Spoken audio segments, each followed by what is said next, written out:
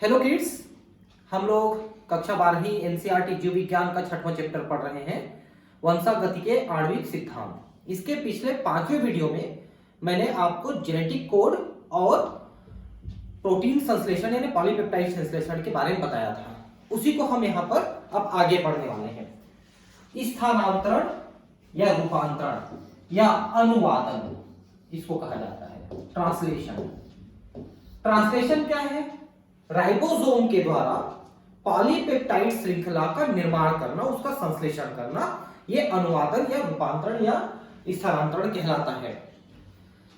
तो यह प्रक्रिया मैंने पिछले क्लास में आपको बताई है, जिसमें मैंने आपको बताया कि एमआरएनए आकर के जुड़ जाता है राइबोसोम से और वो अपने ट्रिपलेट कोडॉन्स यहां पर एक्सपोज करने लगता है, दिखाने लगता है। और इन कोडॉन्स के जो एंटी कोडॉन वाले टीआरएनए होते हैं वो आके राइबोसोम से जुड़ते जाते हैं और उन टीआरएनए के साथ उनका अपना एक अमीनो एसिड साथ में होता है, जिसको लेकर के वो आते हैं। फिर राइबोसोम क्या करता है? टीआरएनए से अमीनो एसिड को ले लेकर के आगे जोड़ते जाता है। तो टीआरएनए निकलते जाते हैं, उनके अमीनो एसिड अगले वाले टीआरएनए के अमीनो एसिड से जुड़ते जाते हैं, तो यह श्रृंखला बनती है। यह मैंने आपको पिछले वीडियो में बता दिया है। अब इसी को हमको थोड़ा सा टेक्स्ट के रूप में पढ़ना है। यह वो प्रक्रिया है जिसमें अमीनो अम्लों के बहुलकन से पॉलीपेप्टाइड का निर्माण होता है। ठीक है, तो पॉलीपेप्टाइड श्रृंखला का मतलब होता है अमीनो एसिड जब आपस में जुड़ करके एक चेन बनाते हैं तो उसे हम पॉलीपेप्टाइड श्रृंखला कहते हैं। अमीनो अम्लों के क्रम व अनुक्रम दूध आरएनए में पाए जाने वाले क्षारों के अनुक्रम पर निर्भर करते हैं।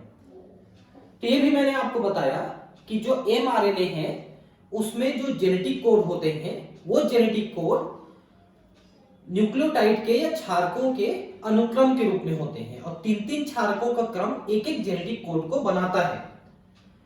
अमीनो अम्ल पेप्टाइड बंध द्वारा जुड़े रहते हैं। यह भी मैंने आपको बताया कि पेप्टाइड बंध से जुड़ते हैं अमीनो अम्ल। पेप्टाइड बंध के निर्माण में ऊर्जा की आवश्यकता होती है। इस कारण से प्रथम प्रावस्था में अमीनो अम्ल स्वयं एटीपी की उपस्थिति में सक्रिय हो जाते हैं व सजातीय अंतरण आरएनए से जुड़ जाते हैं। इस प्रक्रिया को अधिक स्पष्ट रूप से अंतरण आरएनए का आवेशीकरण या अंतरण आरएनए एमिनो एसाइलेशन कहते हैं। देखिए, इसको समझ लीजिए आप ठीक से। ये अमीनो अम्ल है और ये टीआरएनए है। जब ये अमीनो अम्ल टीआरएनए से जुड़ता है उस समय इस प्रक्रिया को टीआरएनए का आवेशीकरण यानी चार्जिंग ऑफ टीआरएनए कहते हैं, आवेशीकरण कहते हैं, या इसी को एमिनो एसाइलेशन कहते हैं टीआरएनए का। इस प्रक्रिया के लिए इस अमीनो अम्ल को ऊर्जा युक्त करना पड़ता है, ऊर्जा इसको देनी पड़ती है। इसलिए पहले अमीनो अम्ल की क्रिया एटीपी से कराई जाती है एंजाइम की उपस्थिति में। तो वो जो एटीपी की ऊर्जा है इस अमीनो अम्ल में आ जाती है। फिर इस अमीनो अम्ल की क्रिया टीआरएनए के साथ करा दी जाती है तो ये टीआरएनए से जुड़ जाती है। तो जब अमीनो अम्ल में ऊर्जा आ जाती है एटीपी से तो हम इस अमीनो अम्ल को अमीनो एसाइल कहने लगते हैं, अमीनो एसाइल। इसलिए एमिनो एसाइलेशन कहलाता है जब ये टीआरएनए के साथ जुड़ता है। फिर ये टीआरएनए ले जाकर के उसको राइबोसोम को दे देता है। ठीक है, इस तरह से आवेशित दो अंतरण आरएनए मतलब टीआरएनए ना, दो अंतरण आरएनए का एक दूसरे से काफी पास में आने से उनमें पेप्टाइड बंध का निर्माण होता है। तो दो अमीनो अम्ल पास में आ जाते हैं टीआरएनए के द्वारा और उनमें पेप्टाइड बंध का निर्माण होता है। उत्प्रेरक की उपस्थिति में पेप्टाइड बंध बनने की दर बढ़ जाती है। तो यहां पर उत्प्रेरक होते हैं, एंजाइम्स होते हैं, पॉलीपेप्टाइडाइल उत्प्रेरक होते हैं यहां पर। ठीक है, जो पेप्टाइड बंध को बनाने में महत्वपूर्ण भूमिका अदा करते हैं। कोशिकीय कारखाना जो प्रोटीन संश्लेषण के आवश्यक है वह राइबोसोम है। तो आपको पता है ना कि राइबोसोम को प्रोटीन फैक्ट्री कहते हैं, क्योंकि इसमें प्रोटीन यानी पॉलीपेप्टाइड बनते हैं। राइबोसोम संरचनात्मक आरएनए व लगभग 80 विभिन्न प्रोटीनों से मिलकर बना होता है। तो राइबोसोम की मुख्य संरचना में आरआरएनए होती है और लगभग 80 प्रकार के प्रोटीन होते हैं साथ में, तब राइबोसोम बनती है। और ये जो आरआरएनए है उसका निर्माण कोशिका के अंदर, केंद्रक के अंदर केंद्रिका में होता है, न्यूक्लियोलस केंद्रिका में होता है आरआरएनए का निर्माण। यह अपनी निष्क्रिय अवस्था में दो उप एककों, एक बड़ी उप एकक व एक छोटी उप एकक से मिलकर बना होता है। देखिए, आपको याद होगा, अगर आपने कोशिका विज्ञान पढ़ी है, राइबोसोम दो भागों से मिलकर बनती है। जैसे हमारा जो राइबोसोम है उसको हम एटीएस कहते हैं। तो एटीएस के दो जो भाग हैं, एक होता है 60 और एक होता है 40। ये दोनों मिलके 80 बनाते हैं, 100 नहीं बनाते, 80 बनाते हैं, क्योंकि जुड़ के छोटे हो जाते हैं। ये हम लोगों का यूकैरियोटिक राइबोसोम है जो 80S होता है, जिसमें एक 60S होता है, एक 40S होता है, दोनों मिलके 80S होते हैं। ठीक है। लेकिन जो प्रोकैरियोट्स में होते हैं राइबोसोम, वो 70S होते हैं। उसमें एक 50 होता है, एक 30 होता है, दोनों मिलके 80 नहीं होते, 70 होते हैं। तो राइबोसोम के जो दो टुकड़े हैं ये शुरू में अलग अलग रहते हैं, प्रोटीन संश्लेषण या पॉलीपेप्टाइड संश्लेषण करते हैं, सिर्फ उसी समय ये आपस में जुड़ते हैं। अब एक चीज आप समझ लीजिए कि ये दोनों कब जुड़ेंगे। तो जब ये दोनों अलग अलग रहते हैं तो सबसे पहले केंद्रक के अंदर से एमआरएनए बन के आता है। तो एमआरएनए सबसे पहले इसके छोटे यूनिट से ऐसे जुड़ता है, फिर बड़ा यूनिट आके इससे जुड़ जाता है राइबोसोम का। जैसे हम लोगों में छोटा कौन सा है 40 और बड़ा कौन सा है 60। तो एमआरएनए पहले 40 वाले से जुड़ेगा, फिर बड़ा जो है 60 वाला इस 40 वाले से आके जुड़ जाएगा। तो एक कंप्लीट राइबोसोम हो गया जिसके साथ एमआरएनए जुड़ा हुआ है। और इन दोनों को जोड़ने के लिए एमआरएनए तो चाहिए, साथ में मैग्नीशियम आयन भी चाहिए। मैग्नीशियम आयन कम से कम 0.01 मोलर सांद्रता में वहां पर उपस्थित होना चाहिए, तभी ये दोनों भाग जुड़ते हैं राइबोसोम के, और तब वो प्रोटीन संश्लेषण का कार्य शुरू करते हैं। जब छोटा एकक दूध आरएनए यानी एमआरएनए से मिलता है, तब दूध आरएनए का प्रोटीन में स्थानांतरण की प्रक्रिया शुरू हो जाती है। मतलब सबसे पहले छोटे के साथ एमआरएनए जुड़ा, बड़े उप एकक में 2 स्थल होते हैं, जिससे बाद में अमीनो अम्ल जुड़कर एक दूसरे के काफी पास में आ जाते हैं, जिससे पॉलीपेप्टाइड बंध बन जाता है। यहां पर देखिए कि राइबोसोम के अंदर ये जो बड़ा यूनिट है, देखिए ये बड़ा यूनिट है राइबोसोम का, जैसे हम लोगों में 60 है ऐसा है ना, और ये छोटा है, ये जैसे 40 है हम लोगों में। तो देखिए राइबोसोम के द्वारा दोनों जोड़ दिए गए, दोनों यूनिट। और बड़े यूनिट के अंदर ऐसे 2 सांचे हैं, ऐसे 2 सांचे हैं, इसी में आकर के टीआरएनए एमिनो एसिड को लेके आता है। इसके एक को हम कहते हैं पी साइट यानी पॉलीपेप्टाइडाइल साइट, और दूसरे को कहते हैं ए साइट यानी एमिनो एसाइड एक्सेप्टर साइट। ये 2 साइट होते हैं बड़े के अंदर, बड़े सब यूनिट के अंदर। इसी में टीआरएनए आके जुड़े हैं, अमीनो अम्लों को लेकर के आए हैं। ठीक है। राइबोसोम पेप्टाइड बंध के निर्माण में उत्प्रेरक का काम करता है। ठीक है। और ये है 23S आरआरएनए जीवाणु में एंजाइम राइबोजाइम का काम करता है। देखिए जो राइबोसोम है वो आरआरएनए और प्रोटीन का बना है। तो आरआरएनए कौन कौन से हैं? 5S, 23S, 16S ऐसे जीवाणु में, और हम लोगों में 5S, 5.8S, 28S और 18S इतने प्रकार के आरआरएनए होते हैं। तो जीवाणु में जो राइबोसोम होता है उसका 23S आरएनए ये एंजाइम का काम करता है और वो एंजाइम है राइबोजाइम, और ये एमिनो अम्लों को जोड़ करके पॉलीपेप्टाइड श्रृंखला का निर्माण करता है। दूध आरएनए यानी एमआरएनए में स्थानांतरण इकाई आरएनए का अनुक्रम है जिसके किनारे पर प्रारंभक प्रकूट एयूजी स्टार्ट कोडान व रोध प्रकूट स्टॉप कोडान मिलते हैं।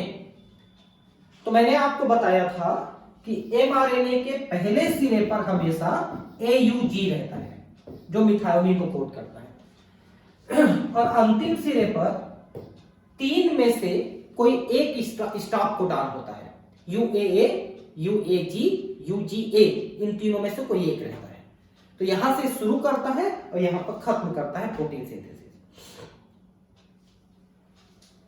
एक चीज और बता दें कि ये जो राइबोसोम इसके ऊपर है, ये राइबोसोम एमआरएनए में खिसकता है, एमआरएनए राइबोसोम में नहीं खिसकता है। राइबोसोम एमआरएनए में खिसकता है और उसको रीड करते हुए आगे बढ़ता है। जैसे कि ये एमआरएनए है और ये राइबोसोम है, तो राइबोसोम इसके ऊपर ऐसे खिसक के रीड कर रहा है उसके जेनेटिक कोड को। आप ये समझिए,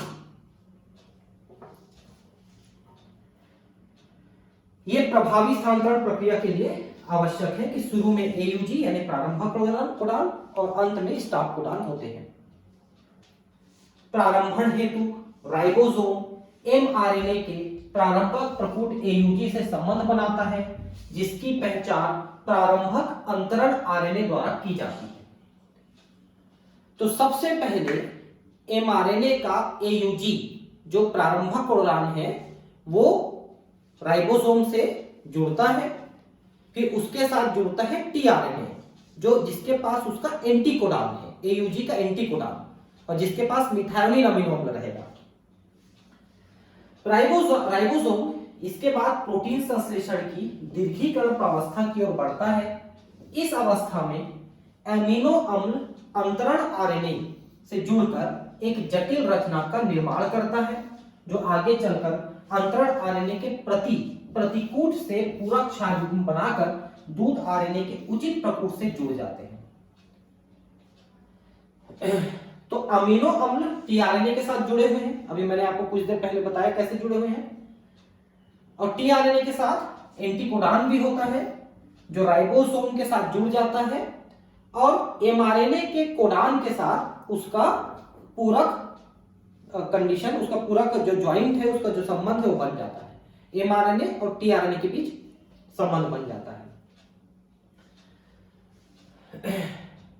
राइबोसोम दूध आरएनए के साथ एक प्रकूट से दूसरे प्रकूट की ओर जाता है। ये देखिए, राइबोसोम ऐसे बढ़ते जाता है और कोड्स को रीड करते जाता है। एक के बाद एक अमीनो अम्लों के जुड़ने से पॉलीपेप्टाइड अनुक्रमों का स्थानांतरण होता है जो डीएनए द्वारा निर्देशित व दूध आरएनए द्वारा निरूपित होते हैं। तो अमीनो अम्ल एक के बाद एक जुड़ते जाते हैं जिसको वास्तव में डीएनए ने गाइड किया है एमआरएनए के द्वारा, और एमआरएनए उसको निरूपित करता है, उसको प्रदर्शित करता है मैसेंजर आरएनए। अंत में विमोचक कारक का रोध प्रकूट से जुड़ने से स्थानांतरण प्रक्रिया का समापन हो जाता है व राइबोसोम से पूर्ण पॉलीपेप्टाइड अलग हो जाता है।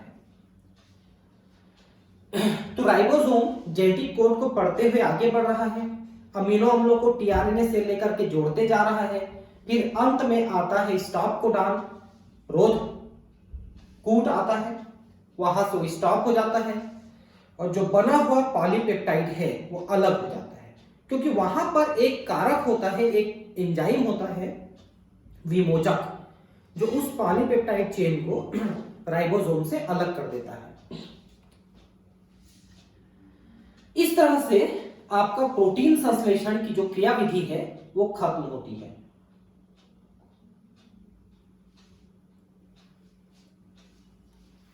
अब है जीन अभिव्यक्ति का नियमन। देखिए, आपको ये मालूम है कि किसी जीव का निर्माण कैसे होता है या हमारा निर्माण कैसे होता है। एक अंडाणु होती है, एक शुक्राणु होता है, दोनों का निषेचन होता है तो जाइगोट बनता है, एक कोशिका। अब इस जाइगोट में समसूत्री विभाजन चालू हो जाता है और जिससे भ्रूण का, एम्ब्रियो का और हम लोगों का निर्माण होता है।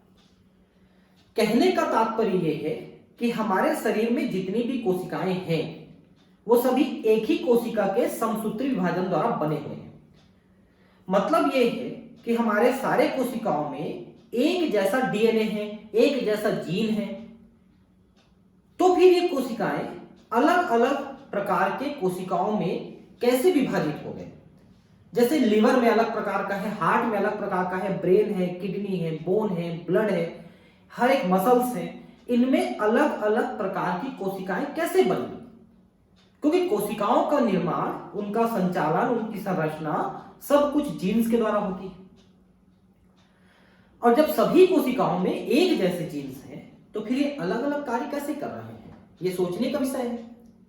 तो होता यह है कि हमारे हर एक कोशिका में एक जैसे जीन्स हैं जिनकी संख्या लगभग 30,000 है।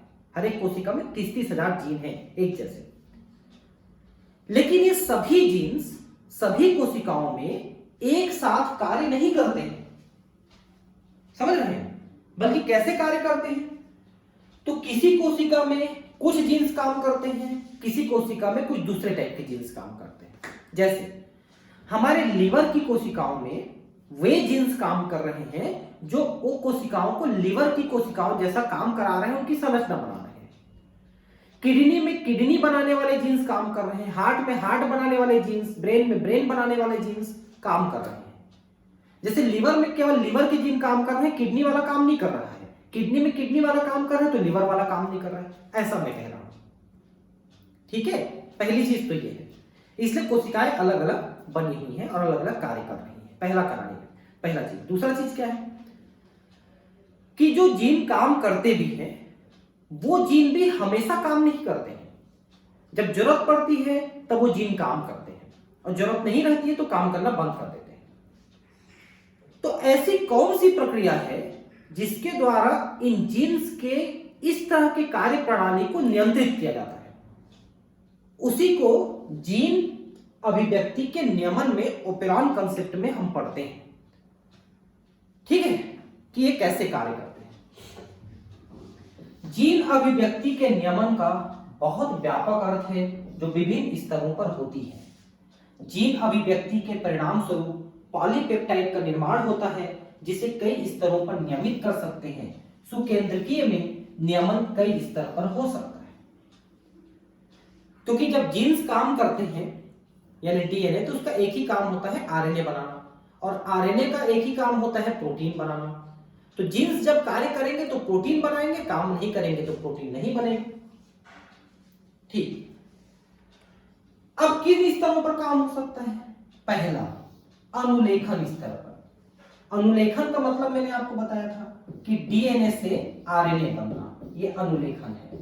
आप इस चैप्टर की वीडियो शुरू से देखेंगे, पहले वीडियो से, तभी समझ में आएगा। अगर आप ये वीडियो बीच में कहीं किसी वीडियो के बाद देख रहे हो तो नहीं समझ में आएगा। पहला, दूसरा, तीसरा लाइन से देखिए वीडियो, तभी समझ में आएगा। प्रारंभिक अनुलेख का निर्माण मतलब डीएनए से आरएनए बनना। दूसरा, संसाधन स्तर यानी संबंधन का नियमन। मतलब क्या कि प्रोटीन किस तरह से बन रहे हैं, है ना। दूत आरएनए एमआरएनए का केंद्रक से कोशिका प्रवण में अभिगमन, मतलब एमआरएनए केंद्रक से बाहर निकल करके कोशिका द्रव्य में आया। नेक्स्ट, स्थानांतरीय स्तर मतलब कि अब प्रोटीन का निर्माण। ये संसाधन स्तर में जनरली हम डीएनए से आरएनए बनाने के लिए जो प्रक्रियाएं करते हैं उनको लिखते हैं। ठीक है, जीन कोशिका में अभिव्यक्त होकर एक विशेष कार्य या एक निश्चित कार्य को संपन्न कराते हैं। उदाहरण, ई कोलाई में स्थित enzyme beta galactosidase disaccharide lactose का जल अपघटन कर गैलेक्टोज व ग्लूकोज का निर्माण करते हैं, जिसे जीवाणु ऊर्जा के स्रोत के रूप में प्रयोग करते हैं। अब इसको अब ध्यान समझिए। लैक्टोज एक डाइसैकेराइड है जो दो चीजों से मिलकर बना था। एक था ग्लूकोज और दूसरा था गैलेक्टोज। ये दोनों मोनोसेकेराइड है। इन दोनों से मिला था लैक्टोज, और लैक्टोज मिल्क शुगर है, मैं आपको बता रहा हूं मिल्क में रहता है। जब ई कोलाई बैक्टीरिया को आप लैक्टोज शुगर देते हो तो बीटा गैलेक्टोसाइडेज नाम का एक एंजाइम बनाता है। इस एंजाइम के द्वारा ये लैक्टोज को तोड़ करके ग्लूकोज और गैलेक्टोज बनाता है, फिर इनका प्रयोग अपने श्वसन कार्य में ऊर्जा के लिए करता है। लैक्टोज जो जीवाणु के ऊर्जा स्रोत है की अनुपस्थिति में बीटा गैलेक्टोसाइडेज एंजाइम का संश्लेषण नहीं होता है। भाई मान लो कि ये जीवाणु है, आप इसको लैक्टोज शुगर दोगे तो उसको डाइजेस्ट करने वाला एंजाइम बीटा गैलेक्टोसाइडेज एंजाइम को ये बनाएगा।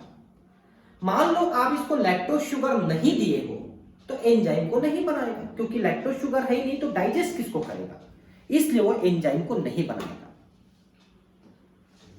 इस कारण से साधारण शब्दों में कहा जाए तो यह एक उपापचयी शरीर क्रियात्मक या वातावरण स्थिति है जो जीन की अभिव्यक्ति को नियमित करती है। तो भाई यहां पर जीन ने गैलेक्टोसाइडेज एंजाइम बनाया कि नहीं बनाया, वो किस बात पे निर्भर करा कि उसको लैक्टोज शुगर मिला कि नहीं मिला। मतलब वो इन बातों पे निर्भर कर रहा है, उपापचयी, शरीर क्रियात्मक, वातावरण, इन बातों पे निर्भर कर रही है कि उसकी जरूरत है कि नहीं कार्य करने की। अगर जरूरत है तो कार्य करेगी, जरूरत नहीं है तो नहीं कार्य करेगी। एक भ्रूण का वयस्क जीव में विकास व विभेदन जीन के विभिन्न समूहों की अभिव्यक्ति समन्वित नियमन का परिणाम है। तो सीधा सा मतलब है एक भ्रूण जो है वयस्क जीव में कैसे विकास करेगा और कैसे विभेदन करेगा, तो जीन के विभिन्न समूहों की अभिव्यक्ति समन्वित नियमन का परिणाम है। भ्रूण में अलग अलग प्रकार की कोशिकाएं बनते जाती हैं और वो कोशिकाएं इसलिए अलग अलग बन रही हैं कि उनमें जीन्स के अलग अलग समूह जो है क्रियाशील है। किसी में कोई क्रियाशील है तो वो लिवर बना रहा है, कोई क्रियाशील है तो किडनी बना रहा है, कोई क्रियाशील है तो ब्रेन बना रहा है। इसलिए अलग अलग जीन्स के क्रियाशील होने से उस भ्रूण के अलग अलग भागों का निर्माण होता है।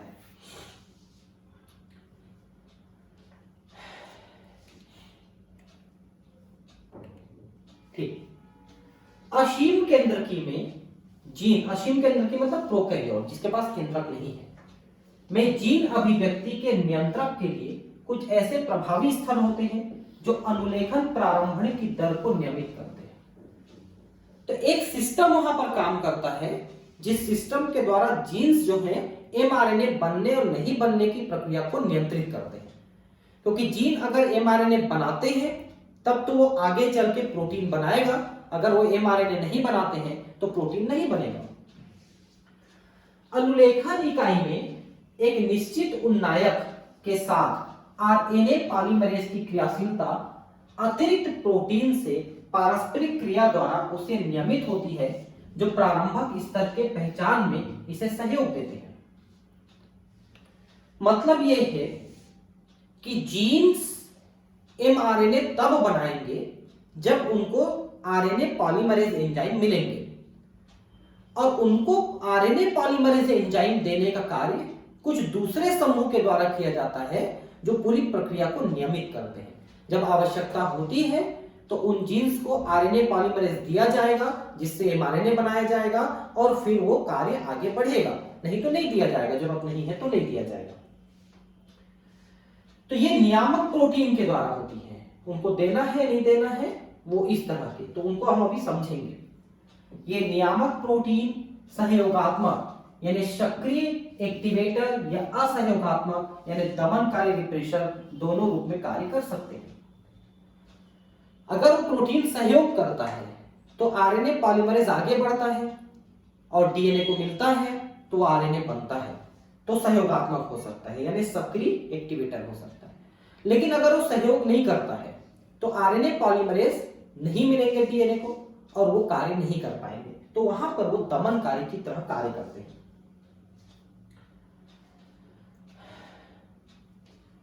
अब यहां पर किस तरह से कार्य होता है इसको आपको मैं पहले समझा देता हूं। देखिए, यहां पर जो हम पहले पढ़ेंगे वह है लैक ओपेरॉन, यानी लैक प्रचालक, इसको हम पहले पढ़ेंगे लैक ओपेरॉन को।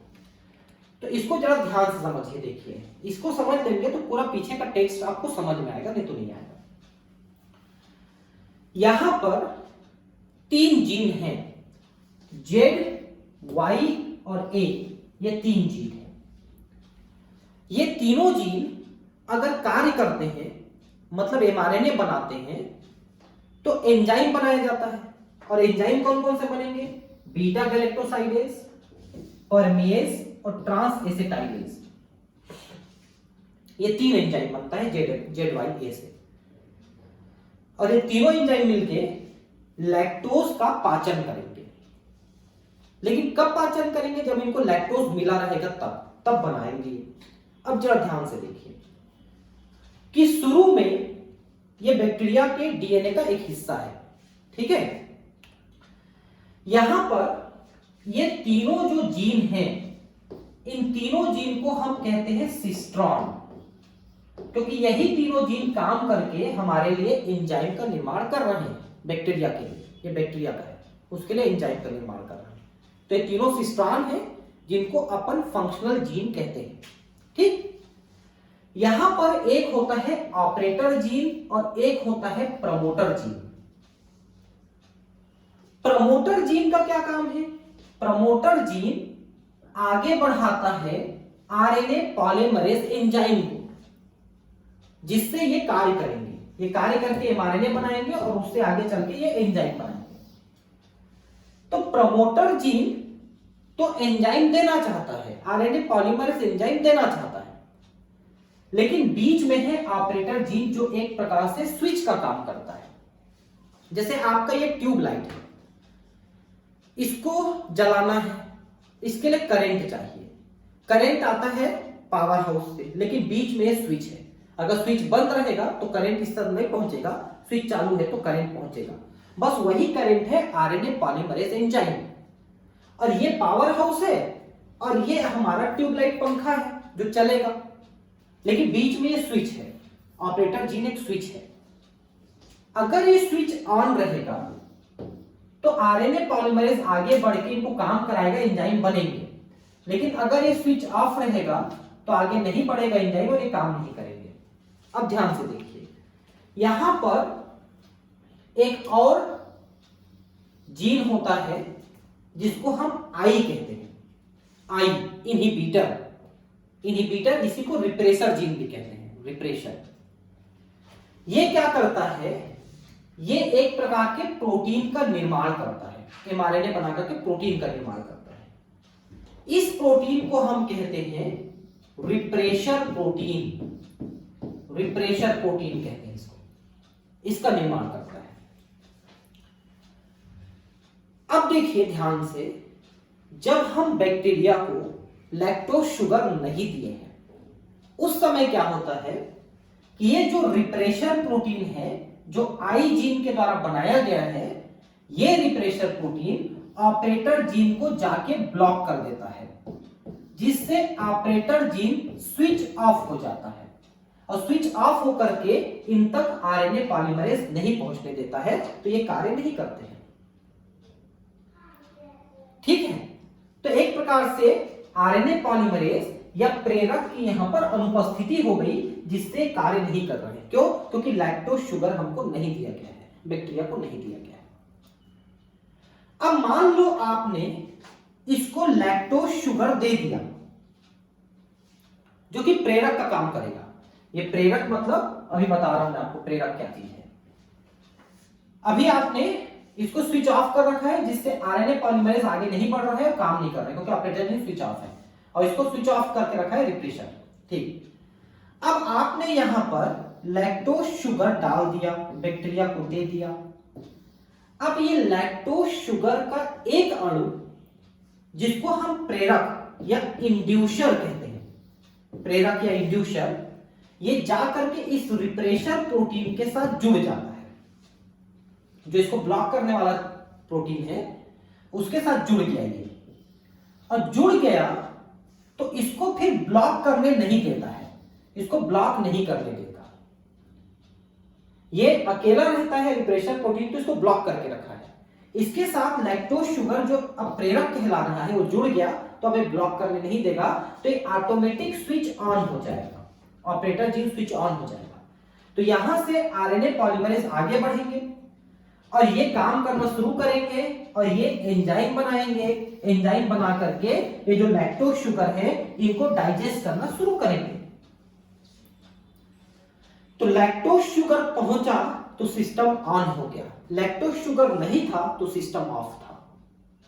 अब ध्यान से देखिए कि ये एंजाइम बनते जाएंगे, लैक्टोज शुगर को यूज करते जाएंगे, पचाते जाएंगे। अब लैक्टोज शुगर खत्म हो रहा है, खत्म होते होते खत्म हो गया। आखिरी अणु बचा ये जो लैक्टोज शुगर के एक अणु जो रिप्रेशर प्रोटीन के साथ जुड़ा हुआ था वो बचा। अब ये भी इससे अलग होके जाके डाइजेस्ट हो जाएगा। अब लैक्टोज शुगर खत्म और ये रिप्रेशर प्रोटीन फिर से मुक्त हो गया। अब ये फिर से जाके इसको ब्लॉक कर देगा, इसको बंद कर देगा, तो ये सिस्टम पूरा बंद हो जाएगा क्योंकि अब लैक्टोज शुगर खत्म हो जाएगी। समझे बात को?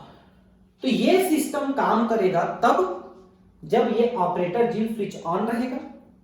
स्विच ऑन रहेगा तो प्रमोटर जीन से आगे जो है आरएनए पॉलीमरेज पहुंचेंगे, तब ये काम करेंगे।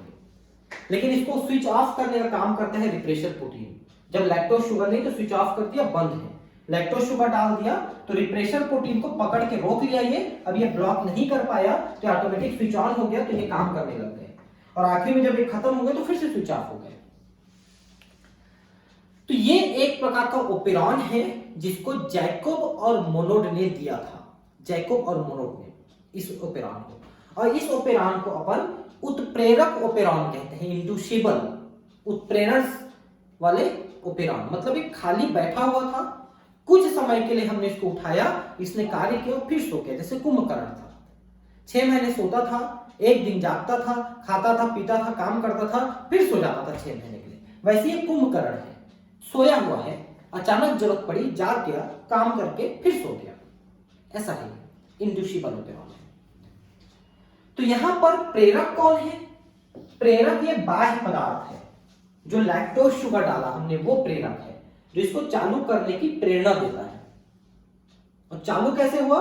तो ऑपरेटर जीन स्विच ऑन हो गया, तो प्रमोटर जीन से आरएनए पॉलीमरेज पहुंचे, तो ये तीनों सिस्ट्रॉन जो है अपना अपना कार्य किए। नीट में क्या पूछता है पता है? ये जो एंजाइम है ना, इनके नाम पूछा है सेकंड लास्ट ईयर 2019 में, कि ZYA के द्वारा कौन से एंजाइम बनाए जाते हैं। तो तीनों एंजाइम के नाम ध्यान रखेंगे, बीटा गैलेक्टोसाइडेज, परमेज और ट्रांस एसिटाइलेज। ZYA ये इंडिविजुअल एंजाइम है, इनको जो ध्यान रखना है।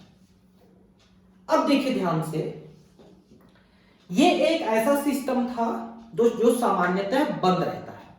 लैक्टोज शुगर दिए तो चालू हो गया, काम खत्म करके फिर बंद हो गया, इसलिए इसको इंड्यूसिबल ओपेरॉन कहते हैं। ये कुंभकर्ण है, ज्यादातर समय सोते रहता है। लेकिन कुछ ओपेरॉन ऐसे होते हैं जो ज्यादातर समय चालू रहते हैं और जब काम नहीं रहता तो कुछ समय के लिए बंद होते हैं। ऐसे भी होते हैं, उनको अपन रिप्रेसिबल ओपेरॉन कहते हैं। जैसे एक ट्रिप्टोफान ओपेरॉन होता है, ट्रिप्टोफान ओपेरॉन। ट्रिप्टोफान बनाने वाला जो सिस्टम है वो लगभग सभी तरफ से चालू रहता है, लेकिन अगर आपने बाहर से ट्रिप्टोफान दे दिया तो उस ट्रिप्टोफान के रहते तक वो बंद रहता है, क्योंकि उसको बनाना नहीं पड़ता है। और जब ट्रिप्टोफान खत्म हो जाता है तो फिर बनाने लगता है, फिर चालू कर लेता है। तो ट्रिप्टोफान देने से वो सिस्टम बंद हो जाता है, यहां पर लैक्टोज देने से सिस्टम चालू हो जाता है। दोनों में अंतर है, ठीक है। तो अब इसको हम आगे पढ़ते हैं। असीम केंद्र की डीएनए में उन्नायक स्थल की उपलब्धता प्रोटीन की विशेष अनुक्रमों, जिसे प्रचालक यानी ऑपरेटर कहते हैं, से अनोन्य क्रिया द्वारा नियमित होती है। तभी आपने देखा कि ऑपरेटर जीन किस तरह से उसको संचालित कर रहा है।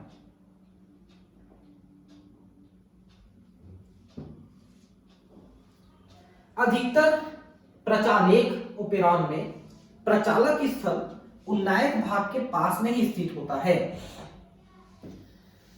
ये उन्नायक भाग क्या होते हैं पता है? सिस्ट्रॉन जो कार्य करता है एंजाइम बनाने में, जैसे यहां पर ZYA काम कर रहा था, ये उन्नायक भाग है। उसके पास ही रहता है प्रचालक भाग, ठीक है, ऑपरेटर।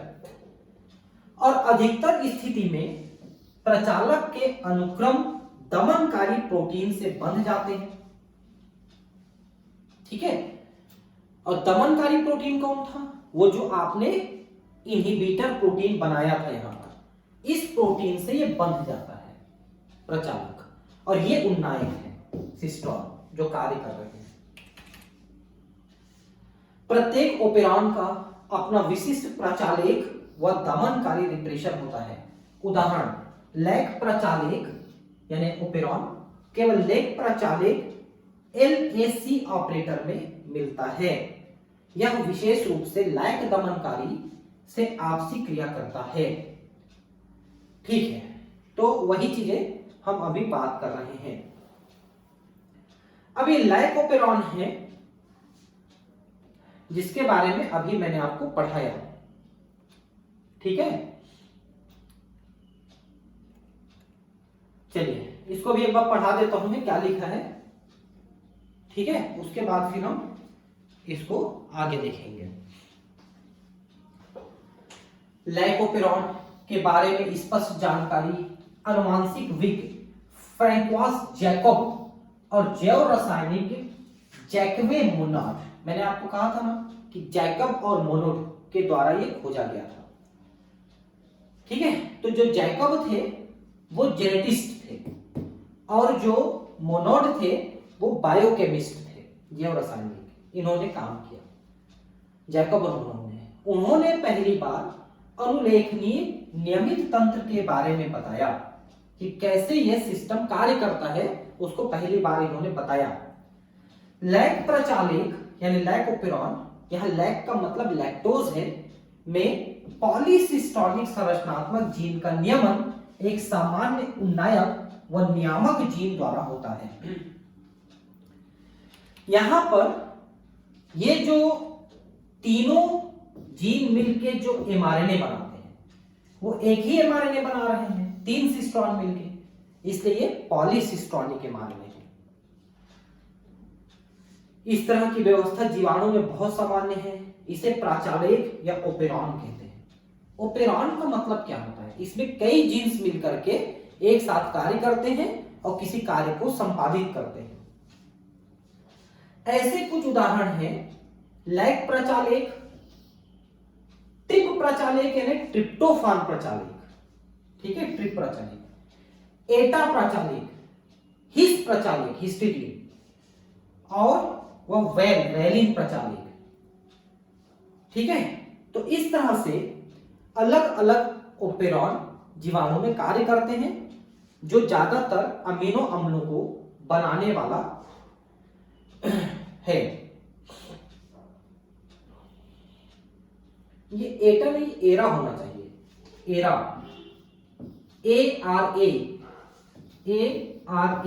आर्जिनिन, ठीक है, प्रचालक, हिस हिस्टिडीन, वैलिन, ट्रिप्टोफान, ये प्रचालक हैं जो इन अमीनो अम्लों को बनाने वाले हैं। तो ये हमेशा बनाते रहते हैं, चालू रहते हैं। अगर बाहर से दे दोगे तो वो कुछ देर के लिए बंद हो जाएगा, ऐसा है। लैक प्रचालक एक नियामक जीन, आई जीन, यहां आई का मतलब प्रेरक या इंड्यूसर नहीं, बल्कि यह शब्द मंदक या इनहिबिटर से है। मैंने आपको पहले ही बताया है कि आई का मतलब संगमक है, इनहिबिटर है, क्योंकि ये जो प्रोटीन बनाता है इसको इनहिबिटर प्रोटीन कहते हैं, रिप्रेशर प्रोटीन कहते हैं। तो दमनकारी है, ये दमन करता है। और 3 संरचनात्मक जीन ZYA से मिलकर बना हुआ है। आई जीन लैक प्रचालक के दमनकारी का कूट लेखन करता है। तो आई जीन क्या करता है? कूट लेखन किसका करता है? दमनकारी प्रोटीन का। ये रिप्रेशर प्रोटीन को बनाता है। अब ये जो 3 जीन है, इसमें जेड जीन बीटा गैलेक्टोसाइडेज का कूट लेखन करता है, जो डाइसैकराइड लैक्टोज के जल विघटन से गैलेक्टोज और ग्लूकोज का निर्माण करता है। वाई जीन परमेज का कूट लेखन करता है, जो कोशिका के लिए बीटा गैलेक्टोसाइडेज की पारगम्यता को बढ़ाता है। तीनों जीन के द्वारा 3 अलग अलग एंजाइम, जिसमें मुख्य एंजाइम है बीटा गैलेक्टोसाइडेज, जो लैक्टोज का डाइजेशन करता है। और परमेज एंजाइम क्या करता है, परमेबल बनाता है, परमेबल, परमेज परमेबल बनाता है गैलेक्टोसाइडेज को के लिए मेम्ब्रेन को। वह ए द्वारा ट्रांस एसिटाइलेज का कूट लेखन होता है। इस तरह से लैक्ट प्रचालक के सभी तीनों जीन के उत्पाद लैक्टोज उपापचय के लिए आवश्यक है। ठीक है, ट्रांस एसिटाइलेज एसिटाइलेशन करता है, मतलब एमिनो अम्लों को जोड़ करके प्रोटीन बनाने में, एंजाइम बनाने में मदद करता है। दूसरे अन्य प्रचालकों के प्रचालक में उपस्थित जीन समान संबंधित उपापचयी पथ में एक साथ कार्य करते हैं। ठीक है, तो किस तरह से काम करते हैं ये सभी मैंने आपको डिटेल अभी बताया है। ठीक है, लैक्टोज एंजाइम बीटा गैलेक्टोसाइडेज के लिए क्रियाधार का काम करता है। लैक्टोज में एंजाइम ये बीटा गैलेक्टोसाइडेज काम करता है और उसको गैलेक्टोज और ग्लूकोज में तोड़ता है, जो प्रचालक की सक्रियता के आरंभ या निष्क्रियता समाप्ति ऑफ को नियमित करता है। ठीक है, तो लैक्टोज शुगर उपस्थित है तो सिस्टम चालू रहेगा, लैक्टोज शुगर खत्म हो गया तो सिस्टम बंद हो जाएगा। वही सक्रियता और निष्क्रियता को नियमित करता है, दिख रहा है कौन, लैक्टोज शुगर, इसलिए इसे प्रेरक कहते हैं। वो लैक्टोज शुगर ही प्रेरक है। सबसे उपयुक्त कार्बन स्रोत ग्लूकोज की अनुपस्थिति में यदि जीवाणु के संवर्धन माध्यम में लैक्टोज डाल दिया जाता है, तब परमेज की क्रिया द्वारा लैक्टोज कोशिका के अंदर अभिगमन करता है। परमेज ये एंजाइम की सहायता से लैक्टोज अंदर जाता है। और याद करो, कोशिका में लैक प्रचालक की अभिव्यक्ति निम्न स्तर पर हमेशा बनी रहती है, अन्यथा लैक्टोज कोशिकाओं के भीतर प्रवेश ही नहीं कर सकता। अब इस बात को समझ लीजिए कि जब जीवाणु को आपने लैक्टोज दिया तो लैकोपेरॉन ज्यादा काम किया, जब नहीं दिया था तो थोड़ी मात्रा में काम कर रहा था, क्योंकि अगर वो परमेज एंजाइम नहीं बना के देगा तो लैक्टोज शुगर दोगे तो भी वो अंदर नहीं जाएगा। यानी परमेज एंजाइम को बनाने के लिए ये सिस्टम थोड़ा बहुत काम करते रहता है, जिससे परमेज एंजाइम बनते रहता है, एकदम बंद नहीं रहता सिस्टम, ये कहना है। और कम से कम ये वाई जीन तो थोड़ा बहुत काम करते ही रहता है, ऐसा कहना है इसका। इसके बाद लैक्टोज प्रचालक को निम्न ढंग से प्रेरित करता है, जैसा हमने बताया वैसा। अब कैसे करता है? प्रचालक का दमनकारी आई जीन द्वारा संश्लेषित होता है। दमनकारी प्रोटीन प्रचालक के प्रचालक स्तर से बनकर आरएनए पॉलीमरेज को निष्क्रिय कर देता है, जिससे प्रचालक अनुलेखित नहीं हो पाता है। तो मैंने आपको बताया था कि आई जीन प्रमोटर जीन को बंद कर देता है, जिससे आरएनए पॉलीमरेज आगे नहीं पहुंच पाता, इसलिए सिस्टम बंद रहता है। ये मैं आपको पहले बता चुका हूं। लेकिन लैक्टोज जो प्रेरक का कार्य करता है की उपस्थिति में दमनकारी प्रेरक से क्रिया कर निष्क्रिय हो जाता है, तो ही प्रेरक यानी कि लैक्टोज शुगर जुड़ जाता है उस दमनकारी से और उसको बंद नहीं करने देता है, ऑपरेटर जीन को ऑफ नहीं करने देता है, तो ऑन हो जाता है। इसके फलस्वरूप आरएनए पॉलीमरेज उन्नायक से बंध कर अनुलेखन की शुरुआत करता है और काम आगे बढ़ जाता है। लैक प्रचालक के नियमन को इसके क्रियाधार द्वारा एंजाइम के संश्लेषण के रूप में निरूपित किया जा सकता है। तो आरएनए पॉलीमरेज प्रमोटर जीन से आगे बढ़ेगा, स्विच ऑन है ऑपरेटर जीन, तो फिर जो उन्नायक जीन है यानी सिस्टोन जीन है वो कार्य करेंगे और वो एंजाइम का निर्माण करेंगे। याद रखो, लैक प्रचालक ग्लूकोज या गैलेक्टोज प्रेरक के रूप में कार्य नहीं कर सकता है। अगर आप इसमें लैक्टोज दोगे तभी वो काम करेगा, अगर ग्लूकोज गैलेक्टोज दोगे तो चालू नहीं करेगा सिस्टम को, सिर्फ लैक्टोज चालू करेगा। क्या तुम बता सकते हो लैक्टोज की उपस्थिति में कब तक लैक प्रचालक अभिव्यक्त हो सकता है? जब तक लैक्टोज का आखिरी अणु जो प्रेरक का कार्य कर रहा है वो खत्म हो जाता है, तभी वो बंद होगा और तब तक वो चालू रहेगा, यानी आखिरी अणु वही डाइजेस्ट होगा। दमनकारी द्वारा लैक प्रचालेख के नियमन को ऋणात्मक नियमन यानी निगेटिव रेगुलेशन कहते हैं। तो दमनकारी बंद करके रखा है इसलिए निगेटिव रेगुलेशन है। लैक प्रचालेख धनात्मक नियमन यानी पॉजिटिव रेगुलेशन के नियंत्रण में भी होता है, लेकिन इस स्तर पर इसके बारे में चर्चा नहीं की जाएगी। अभी आपको इतना ध्यान रखना है कि लैक ओपेरॉन एक प्रकार से ऋणात्मक नियमन का उदाहरण है जो हमेशा लगभग बंद करके रखता है, जरूरत पड़ने पर यह चालू करेगा, नहीं तो यह बंद करके रखेगा। ठीक है, ठीक है। अब ये करीब आधे पौन घंटे 1 घंटे का और बच जाता है कोर्स, है ना, 1 घंटे का कोर्स और बचा हुआ है। तो अब हम इसको नेक्स्ट क्लास में शायद खत्म कर पाएंगे। ठीक है, थैंक यू।